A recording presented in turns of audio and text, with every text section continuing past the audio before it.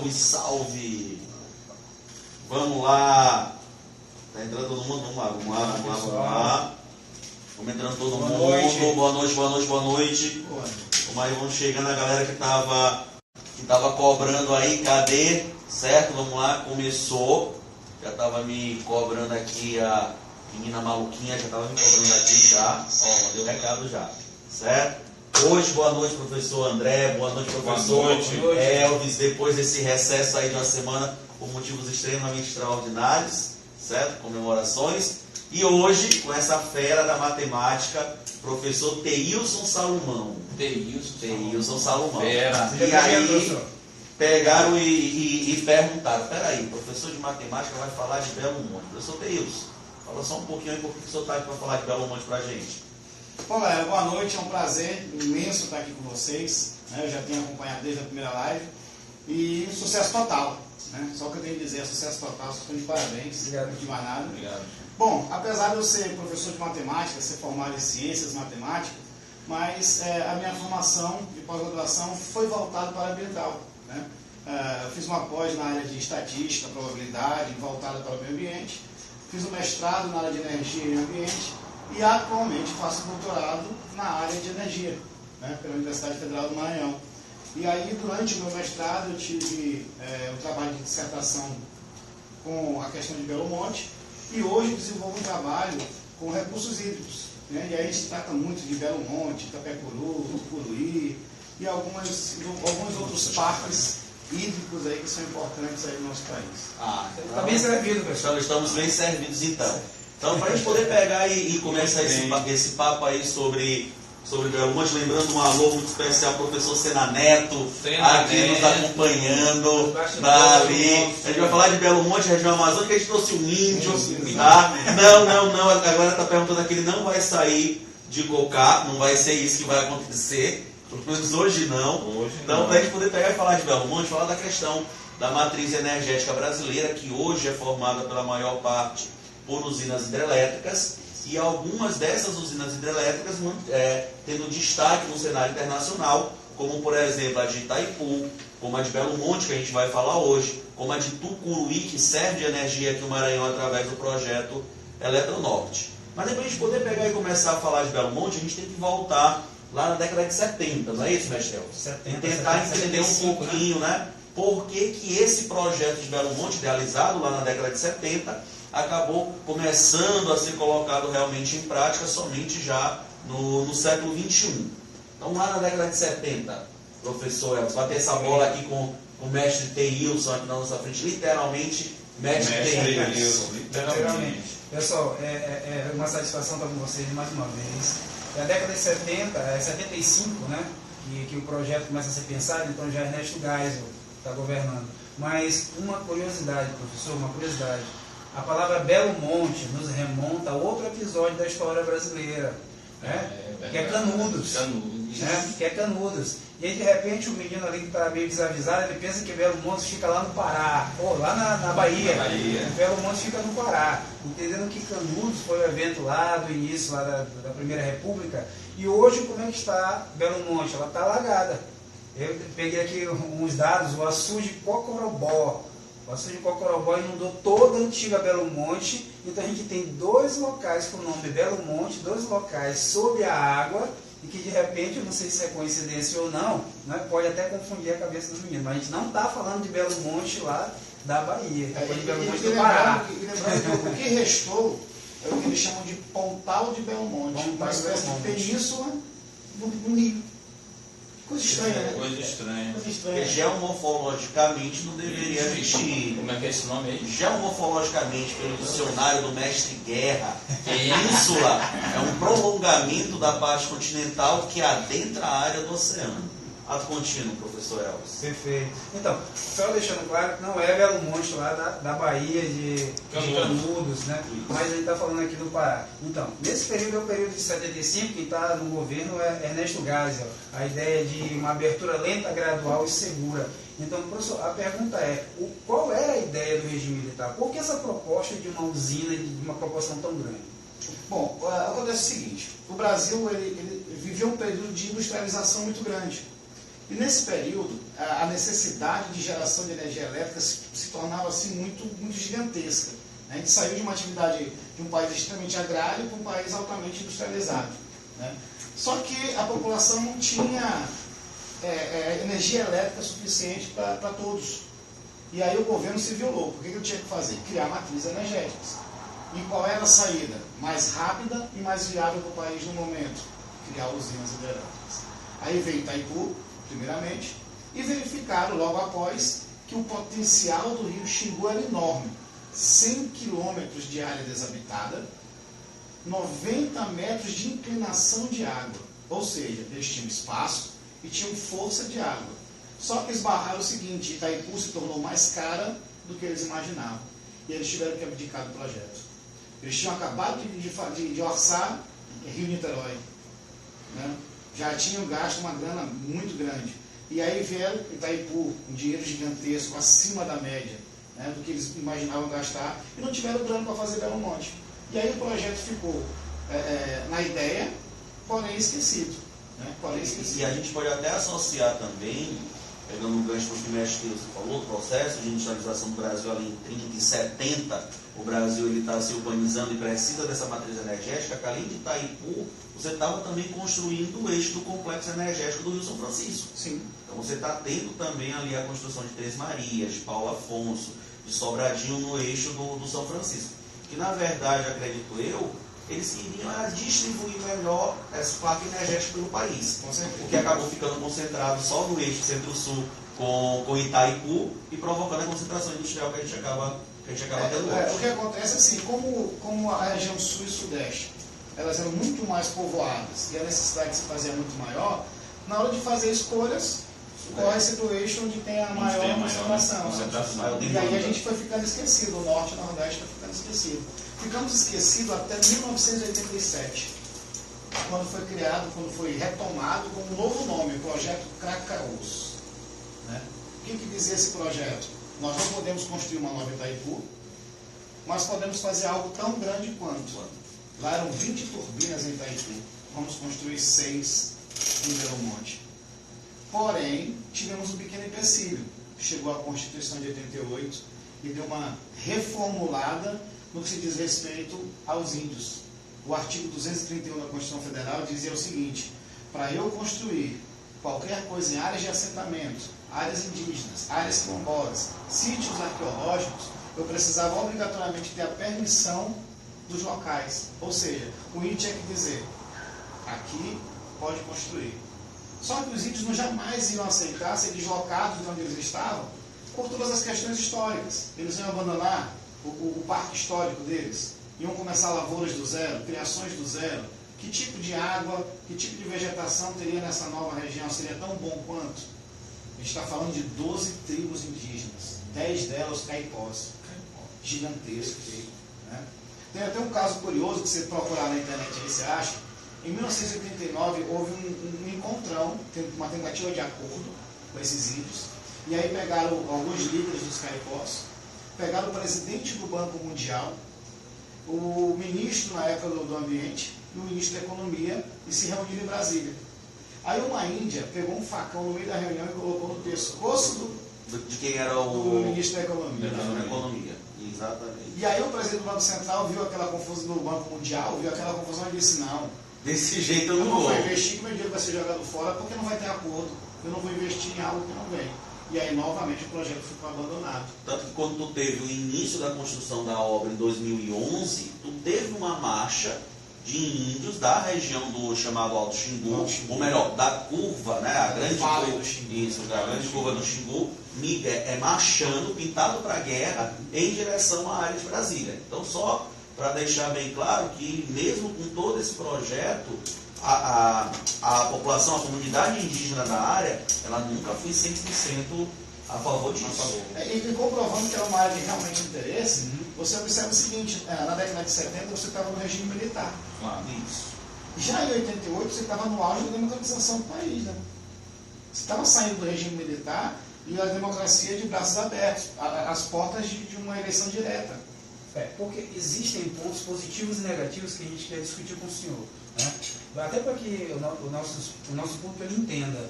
Vamos começar pelo índio, mas quais seriam os impactos para a terra indígena?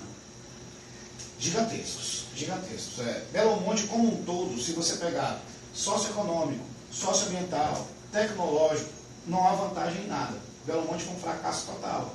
Primeiro, você vai deslocar tribos indígenas, já é uma coisa errada. Segundo, eles mudaram o projeto para que não tirassem os índios.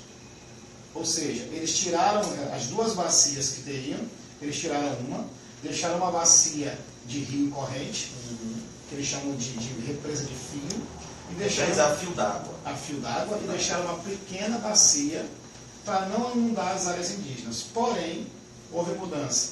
Ecossistema mudou totalmente. Os níveis de água baixaram. Assim que a pequena represa começou a inundar uma pequena área, essas árvores apodreceram debaixo d'água e começaram a gerar CO2. Esse CO2 entrou no meio aquoso, virou ácido carbônico. E aí nós tivemos, só no período de 2011 a 2015, a mortandade de mais de 5.000 espécimes de peixes. Lembrando que aquele trecho, a pesca é uma das principais atividades, principalmente até para as tribos indígenas. Mais de 3.000 índios mortos. Mais de 3.000 índios mortos. Só crianças indígenas foram mais de 2.000. Por quê? Se tu observar na imagem, nessa imagem que nós temos aí, onde tem a barragem principal, abaixo dessa barragem o nível de água diminuiu sensivelmente. Só que eles precisavam abrir a barragem. E uma barragem hidrelétrica não se abre periodicamente. Ela depende de uma série de fatores, produção de energia, quantidade de chuva, né? Então eles podiam abrir essa barragem 10 vezes no dia ou abrir uma vez por semana. Depende da necessidade. E aí ficavam vários índios brincando, pescando na região ribeirinha. E aí quando vinha a água, ela vinha de uma vez e matava todos afogados. Entendeu? Então, nesse contexto, foi totalmente, foi uma chacina. Uma chacina. Lembrando que os índios, a FUNAI, ela nunca concordou com o Belo Monte. Né? E um detalhe, em 2009, na segunda tentativa do Complexo de Belo Monte, já no final do governo Lula, início do governo da Dilma, eles novamente tentaram e o IBAMA barrou. O IBAMA não quis a produção de Belo Monte. Sabe o que a presidente fez? Demitiu o presidente do IBAMA, nomeou um novo presidente e ele foi lá e autorizou a obra. Criou o complexo formado pelas nossas bem conhecidas Camargo Corrêa, né? Odebrecht e só a gente Para vocês terem uma ideia, empresa cena limitada não estava também.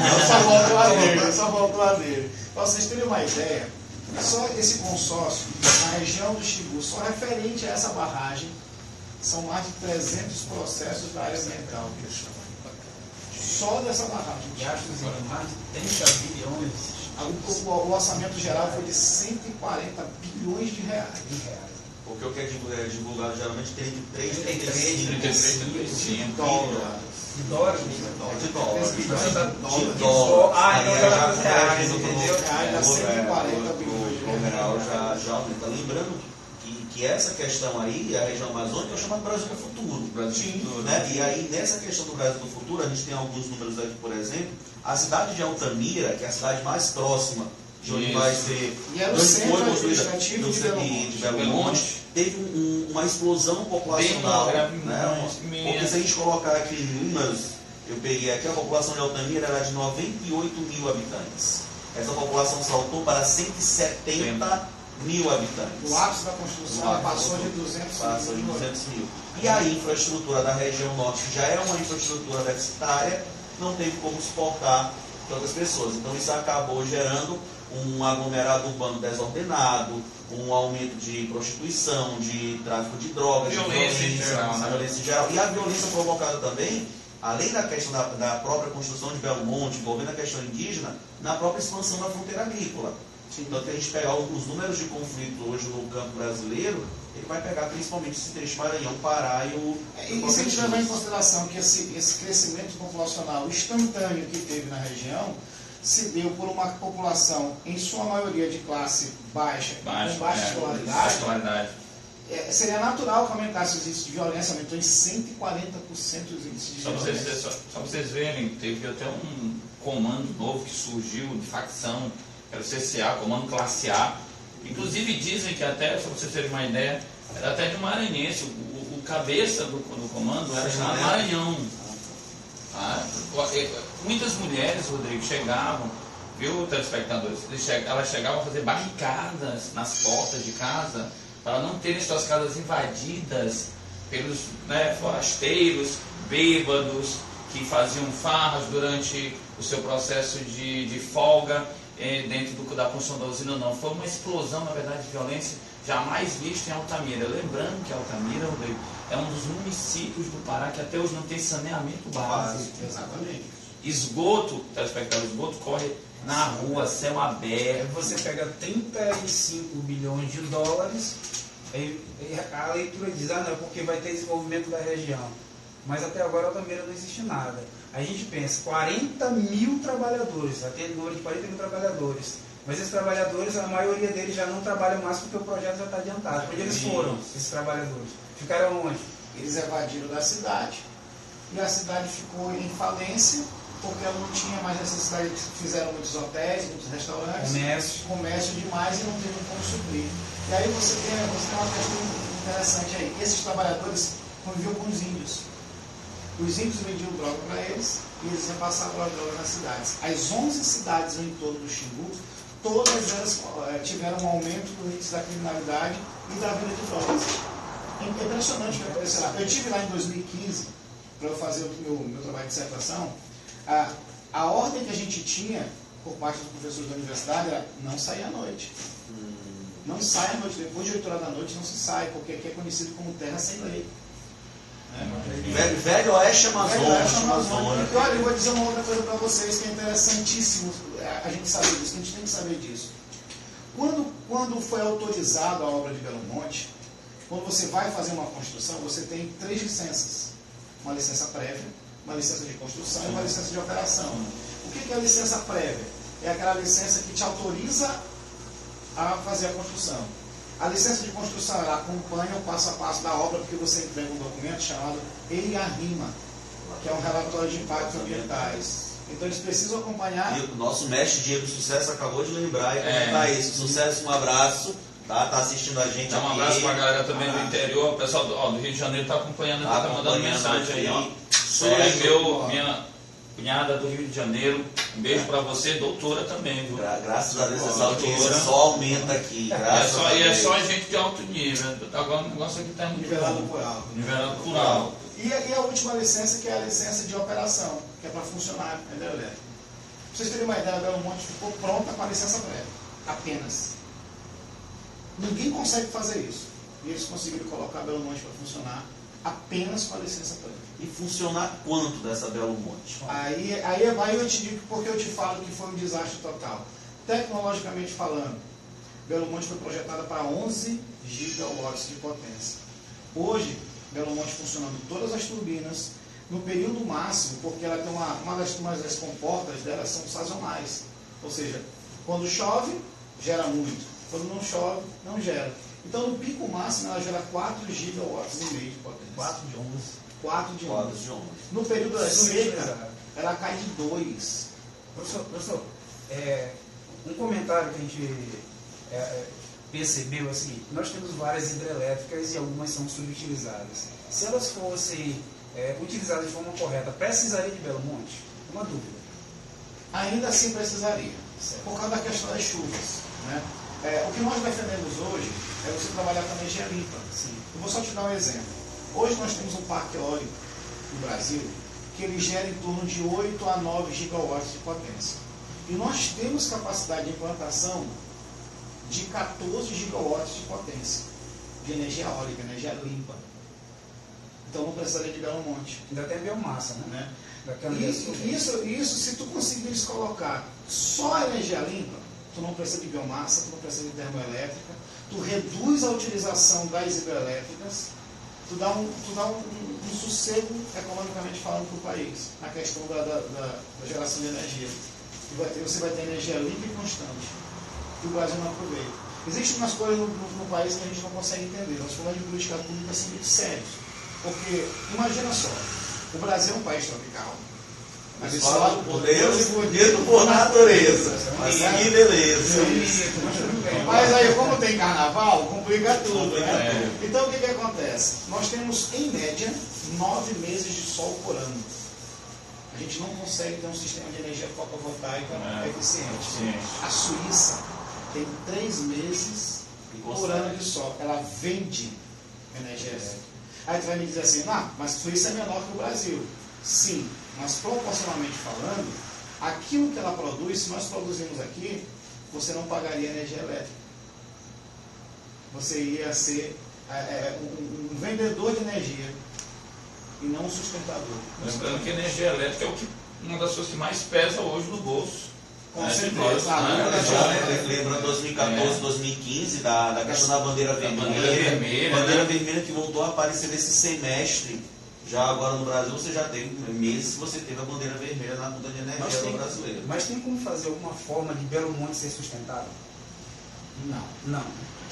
Hoje já não mais. Mas o projeto, que agora já é realidade, como eles estavam falando na questão das turbinas, Belo Monte tem turbinas que são verticais, que funcionam com a vazão vertical, e as turbinas com vazão horizontal. E aí essa capacidade de gerar energia dela, que se chegasse aos 11 gigawatts, colocaria Belo Monte uma terceira maior do mundo. E aí o governo faria aquela minha culpa. Teve todos os problemas sim, mas funciona. Mas a gente não tem isso. E aí tem todos os problemas e não funciona. E aí vai para mais uma das chamadas obras faraônicas dentro da região amazônica, como a usina de Balbina, a própria Transamazônica também. E detalhe aqui, a questão de Cocorobó, que nós falamos inicialmente, foi o regime militar. O regime militar em 1896, foi em 1969. Né? Em 1969 o regime militar inundou tudo aquilo ali. 123 anos do fim, né, de Canudos, pessoal. Anota aí. 123 anos. Mandar um abraço aqui pro professor Álvaro, que está aqui. Álvaro, mestre Álvaro de História. Entendeu? Quando conseguir uma vaga aí na sua agenda, tá? Por favor, faça presente, professor Álvaro, nosso amigo aí, nosso parceiro. Professor, só para fazer uma linha do tempo. Então, inicialmente, Belo Monte foi 75. Quando que começa a construção, então? 2011. E aí a primeira turbina ligada em 2016. Em março de 2016 e a última em novembro de 2016. A gente percebe que ali em 2011 Dilma tem a questão do PAC, né? Então a questão do plano de aceleração, desenvolvimento, a gente lembra que Dilma, quem era Dilma politicamente? Eu costumo brincar que Lula venceu a primeira, a segunda e venceu a terceira, né? Que foi de Dilma. Chamava até o PAC como ela mãe do PAC, né? Mãe do PAC. E esse foi um dos maiores investimentos do PAC. Então quer dizer que até isso aqui furou, né? Belo Monte era menino dos olhos, né? Era uma forma de tentar inserir definitivamente a região amazônica dentro do contexto econômico do Brasil. A região amazônica sempre foi deixada à margem. Quando tu tem a ideia dos 3 Brasis, ainda na década de 60, no Pedro Pinchas, a Amazônia era o Brasil do futuro. Então sempre o futuro, mas esse futuro lá longe. Quando veio o projeto de Belo Monte na década de 70, quando ele começa a ser executado lá no início do século XX, na segunda década do século XXI, em 2011, se esperava que esse futuro realmente tivesse chegado. Na verdade, o que acontece também é que o PT estava muito empolgado na época pela questão da transposição do Rio São Francisco, que foi um tiro certo. Com todas as deu problemas, mas está dando certo. Exatamente, mas a finalidade está sendo alcançada. Mas Belo Monte não foi. E o que era para ser sucesso nos dois, acabou sendo um grande fracasso em Belo Monte. Você encontra hoje Altamira, uma cidade abandonada, com índices de criminalidades gigantescos. Você encontra a região do Xingu como uma região com ecossistema totalmente degradado. É um processo irreversível, ao menos que eles parassem em Belo Monte e deixassem a natureza tomar conta. A gente até olha aqui na imagem que para poder desviar o curso do rio Xingu, teve um trecho aqui embaixo, só passa a mão aqui embaixo, esse trecho aqui embaixo, por baixo, a chamada curva do Alto Xingu, teve uma diminuição significativa no volume de água, e essa água não vai voltar para ali, ela não vai voltar porque teve um desvio. Os desvios, Então, aqui vai. Isso. Esse desvio. Exatamente. Aí tu olha lá na segunda barragem acima, eu te falei que é a Fossa Península. Foi o que restou. Foi tudo que restou dali. E o pior é que, nessa região, a fauna teve que evadir do local. Aí começou em Altamira a aparecer onça, capivara. Altera completamente a cadeia alimentar, mestre Senaneto, a cadeia alimentar, tá ali só confirmando com a gente. Toda desordenada. Então, assim, são processos irreversíveis hoje. São processos irreversíveis. Tem gente aqui até mesmo aqui, tô até encabulado aqui, tem um pessoal aqui mandando um recado para mim do Pará até. Dizendo que a população pobre de lá é a que mais sofre realmente. Inclusive, se teve um projeto com casas, né, habitacionais que foi feito pela empresa, né? Mas eles estão falando aqui que eles não contavam com uma determinada enchente que cobriu parte das casas. Porque como eles fizeram numa região, como eu falei no início da nossa live, uma inclinação de 90 metros é muita coisa. E essas casas foram construídas próximas a essa região. E aí, como choveu muito, e lembrando que o Xingu é um rio que ele absorve muita água, tem muitos afluentes, a água subiu demais, mais do que eles contavam. Aí sim foi um erro técnico. O erro técnico não foi na construção da barragem, foi na construção das casas que ficaram ao redor dela, muito próximas. O nome da empresa é Norte Energia. O Norte Energia é o consórcio. Que é formado por três empresas, que é o Reveste, a Camargo Correia e a Andrade Gutierrez. Uma outra pergunta, até no Zap agora aqui, que mandaram uma coisa aqui, diz que a empresa, o consórcio, como lá não tinha folha de saneamento, né? Ela fez o projeto de saneamento, mas ela não ligou as tubulações das casas. O que ela fez foi o seguinte, ela cortou as ruas, fez a tubulação, mas ela não ligou a tubulação às casas e não criou o sistema de tratamento de água e esgoto. É por isso que, de maneira contraditória, a região norte do Brasil é a região que mais possui disponibilidade de água doce, mas, em contrapartida, é uma das regiões que menos tem acesso à água tratada. Exatamente. Porque simplesmente na região não existe tratamento de água. Mandaram também um recado dizendo que esse consórcio foi responsável por fazer melhorias em educação e saúde, pegaram o hospital da cidade, fizeram uma reforma, mas até hoje eles não entram em funcionamento. Não. Na verdade, tem sérios problemas. Outra coisa que eu lembrei agora... Não, eu pensei que fosse problema, mas isso é um descaso. Eles não contavam com a explosão demográfica. É um desastre, talvez, eu não sei, que a educação é um desastre gigantesco. Com a cheia, os lençóis freáticos sobem e o que acaba acontecendo? O contato das fossas com o lençol freático. Contamina o que? O lençol freático com as fossas. Exatamente. Tudo isso está acontecendo. E até porque lá não é feito de forma técnica, é tudo rudimentar. Então você não pode... Você vai construir uma fossa, você tem um poço, mas está a distância adequada? Está a profundidade adequada? Né? Eu vou limpar essa fossa e vou jogar para onde esses dejetos? Então tudo isso tinha que ser levado em consideração. E naquela região não chega, não tem acesso a isso. Não tem acesso e o poder público não tem interesse. É um desastre. Se não tinha antes da construção, imagina agora que a coisa já está feita. Onde irá agora? Onde só para variar, a gente passou Arthurzinho, beijão. Esse papai manda beijo para mim. Manda beijo pro herdeiro, manda beijo pro herdeiro. A galera do interior tá ligada aí, galera. Estou recebendo aqui o Zap, tem gente que não tá sabendo. Gente, é o Instagram do Manas na Veia. Isso, segue o Instagram do Manas na Veia. Toda segunda live, 9h30, 21h30, certo? Sempre com um convidado para debater temas relevantes aí dentro do universo dos vestibulares do Brasil. Lembrando, vamos fazer aqui esse anúncio aqui ao vivo, né, o link. Semana que vem, dia 11 de setembro, excepcionalmente na terça, semana que vem, vai ser na terça-feira, 11 de setembro, para falar de quê? Olha, de que, Avali? Do 11 de setembro. Então 2 vezes o ano. Pronto, fica melhor. 2 vezes o ano. O ano Renascença, o ano Akoama. Pronto, 11 de setembro. Certo? Não, o professor Teis não está fazendo? perca.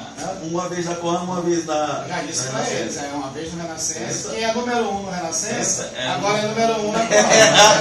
Tá aí agora. Convidando a galera pro CFO da Coam, ó. Certo. Show de bola. Estamos esperando vocês. A inauguração, a gente está começando aí no dia 10, segunda-feira, e dia 11 de setembro. Uma live aí mais do que especial para a gente falar daquele que é um dos maiores atentados terroristas da história da humanidade. E, na verdade, alguns consideram que é o início, na verdade, do século XXI, em 2001, 11 de setembro de 2001. E a gente está esperando vocês para falar um pouquinho disso. Lembrando que na Coama, aí, nessa nova empreitada aí do curso A, a gente tem as turmas que vão estar chegando agora no primeiro CFO, que a gente vai estar focando. Vai estar chegando também mais tarde a turma Evento Certo, a turma Tigres da Natureza e, lógico, a turma Humanas na Veia também vai Setembro, estar Humanas lá. na Veia onde? Setembro agora? Na Coama, vai estar na Coama, todo mundo lá, certo? Professor Teício Salomão, muito obrigado pela Fala de sua sua participação. participação. Faz na turma Evento Certo. Certo, exatamente. Certo. Toda segunda-feira, das 19 às 21 horas, lá no ano Renascença. Pronto. E chegando agora também. E chegando agora na Coama. Chegando agora também. O melhor do Renascença Tá chegando. para ser o melhor da Coama. Olha ali quem está olhando pra gente ali. Olha, ó. O nosso coordenador, professor Sena Neto. Tá ali só. Epa, tem que mandar um abraço pro patrão. Opa, cadê? Rapaz, vocês estão esquecendo. Dali, ei, volta aqui que a gente tem que falar do patrão, pelo amor de Deus. Tem que falar do patrão, nosso professor, nosso mestre, nosso mentor, professor Henrique Paiva, conhecido popularmente HP ou Tigrão. Tigre Master. Certo? Turma, como o André estava falando, quem não segue ainda, segue o Humanas na Veia. Você aí, chama aquele seu colega para poder estar discutindo com a gente. Lembrando que esse mês de setembro e o começo de outubro a gente vai ter algumas lives especiais voltadas para a prova da UEMA. A gente vai ter aqui falar um pouquinho de história do Maranhão, geografia do Maranhão, comentar alguma coisa sobre as obras que vão estar sendo cobradas nessa prova da UEMA. Então fica ligado aí, você que vai fazer a prova do CFO, você que vai fazer a prova da UEMA, se liga aqui com a gente no Humanas na Veia. Tem muita novidade para vocês nesse mês de setembro e mês de outubro. No mais, obrigado, mestre André, obrigado, mestre Elvis, professor Teilson, sempre um prazer. E para vocês aí, ó, nosso abraço mais sincero mesmo do fundo do coração, tá bom? Se você quer aprender e discutir um pouquinho mais sobre as ciências humanas, o seu lugar é onde? Ó, Humanas na Veia. Beijo, Fundação Bradesco, Beijo todas as escolas aí, todos os nossos companheiros, Nossos interiores aí, certo? A galera lá do UAN, tá bom? Galera Nosso beijo. Tchau, tchau, tchau. Boa noite. Tchau, tchau, tchau. Boa noite. Tchau, tchau.